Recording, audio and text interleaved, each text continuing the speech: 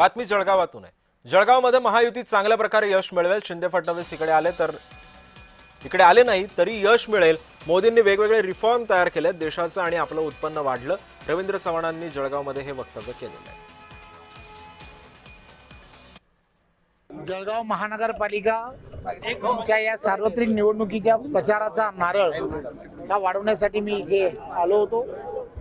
या ठिकाणी महायुतीमध्ये शिवसेना, भारतीय जनता पार्टी आणि राष्ट्रवादी असे एकत्रपणे निवडणूक लढत आहेत आणि मला खात्री आहे की या ठिकाणी महायुतीचा महापौर हा 100% होईल आणि सर्व महायुतीचे उमेदवार यांच्यामध्ये अतिशय चांगलं कोऑर्डिनेशन आहे आणि त्यामुळे सर्वच्या सर्व उमेदवार हे जिंकण्याच्या दिशेने जात आहेत असं मला लक्षात येतं।